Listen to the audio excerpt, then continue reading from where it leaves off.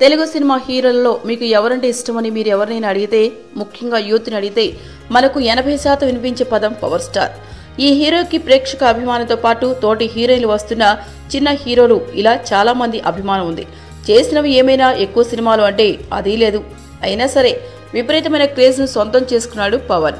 ముఖ్యంగా అందరూ మాట్లాడేది అతని నిజాయితీ గురించి, అతని ఆలోచన నడవడిక గురించే. అదే పవన్ కళ్యాణ్ని జనాల్లోకి తీసుకువెళ్ళింది. ఒక పెద్ద హిట్ కొట్టి 10 ఏళ్లు మళ్లీ అంతే పెద్ద హిట్ లేకుండా తన క్రేజ్ తగ్గకుండా ఉన్నాడు అంటే అది అతని సినిమాలు చూసి ప్రేక్షకులు అభిమానులు కాలేదని అర్థమవుతోంది.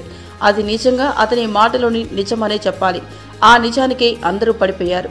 ఒక హీరోయిన్ అయితే ఏకంగా నా కాబోయే భర్త పవన్ కళ్యాణ్ లాంటి వ్యక్తిత్వం ఉండాలి, లేకుంటే నేను పెళ్లి చేసుకోను అంటోంది. తెలుగు హీరోయిన్ పూనం కౌర్ ఒక ఇంటర్వ్యూలో మీకు కాబోయేవాడు ఎలా ఉండాలి అంటే పవన్ కళ్యాణ్ లాంటి వాడు కావాలి అని టక్కున చెప్పింది. కోరిక బాగానే ఉంది, కానీ ఇప్పటికిప్పుడు జూనియర్ పవన్ కళ్యాణ్ని ఎక్కడి నుండి తీసుకురావాలి చెప్పండి?